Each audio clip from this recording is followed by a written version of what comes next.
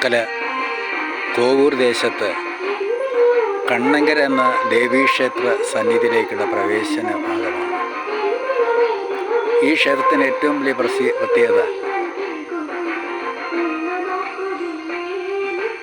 ആദ്യം നാഗർ ക്ഷേത്രമായിട്ടാണ് കാണപ്പെട്ടതെങ്കിലും പിന്നീടത് ദേവീ സാന്നിധ്യം അനുഭവപ്പെട്ട് ദേവീ സന്നിധിയായി മാറുകയാണ് ചെയ്തത്. എനിക്ക് ഏറ്റവും കൂടുതൽ അനുഭവം ഉണ്ടായത് വർഷങ്ങൾക്ക് മുമ്പ്, ഒരു 10-15 വർഷങ്ങൾക്ക് മുമ്പ് മറ്റൊരു നാട്ടിൽ നിന്ന് ഈ നാട്ടിൽ എത്തിയപ്പോൾ ക്ഷേത്ര സന്നിധി കൃത്യമായിട്ടും ഞാൻ കണ്ടിട്ടില്ലായിരുന്നു. എന്നാൽ ഒരു സ്വപ്ന ദർശനത്തിലൂടെ ദേവീ സാന്നിധ്യം എനിക്ക് അനുഭവപ്പെടുകയും, എന്നാൽ അത് എവിടെയാണെന്ന് എനിക്ക് അറിയാൻ കഴിഞ്ഞില്ല. എന്നാൽ ഒരു ഉത്സവത്തോടനുബന്ധിച്ച് ഇവിടെ എത്തിയപ്പോഴാണ് ഞാൻ കണ്ട സ്വപ്ന ദർശനത്തിലെ ദേവീ സന്നിധി ഇവിടെയാണെന്ന് ബോധ്യമായത്. അന്ന് ദേവീ പ്രതിഷ്ഠ ചെറുതായിട്ട് മാത്രമാണ് ഉണ്ടായിരുന്നത്. എന്നാൽ ഞാൻ കണ്ട പ്രതിഷ്ഠ വളരെ വലിപ്പമാർന്ന ഒരു പ്രതിഷ്ഠയായിട്ടാണ് എനിക്ക് കാണാൻ കഴിഞ്ഞത്.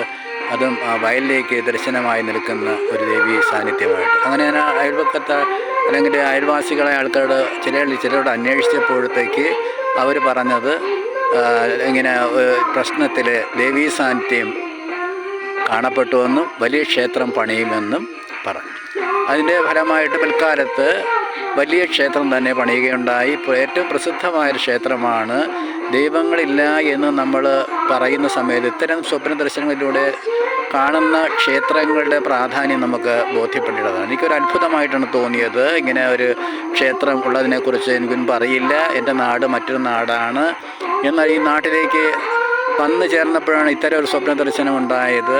അതൊരു പക്ഷേ ദേവീ സാന്നിധ്യം നമ്മളെ അറിയിച്ചതാവാം, എന്താണെന്നറിയില്ല. അതിന് വല്ല മാനസിക ഭാവങ്ങളോ വല്ലതും ഉണ്ടോ എന്ന് എനിക്കറിയില്ല.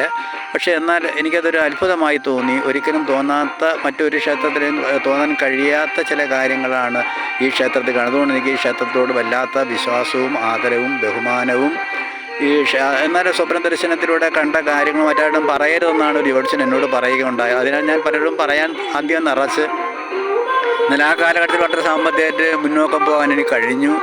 എന്നാൽ പിന്നീട് തന്നെ വലിയ ചെറിയ ഇളവ് വന്നു കഴിഞ്ഞാൽ ഒരു നമ്മുടെ സമയദോഷമാവാം. എന്നാൽ തന്നെയും എനിക്ക് ഏറ്റവും പ്രസിദ്ധമായൊരു ക്ഷേത്രമായിട്ട് ഈ ക്ഷേത്രത്തെ എനിക്ക് കാണാൻ കഴിയുന്നു. വന്ന് പ്രാർത്ഥിക്കുന്നവർക്ക് ഏറ്റവും നല്ല അനുഭവങ്ങൾ തന്നെയാണെന്നാണ് പറയുന്നത്.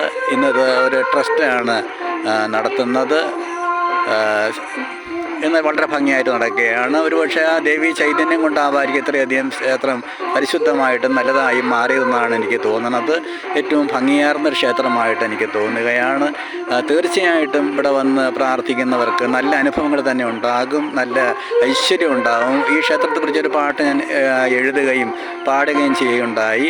അതും വളരെ ശ്രദ്ധിക്കപ്പെടുകയുണ്ടായി. വളരെ മനോഹരമായ ഒരു ക്ഷേത്രമാണ്. വന്ന് പ്രാർത്ഥിക്കുന്നവർക്ക് നല്ല അനുഭവങ്ങൾ തന്നെയായിരിക്കും ഉണ്ടാകുന്നത്. അതൊരിക്കലും മോശമായി മാറില്ല.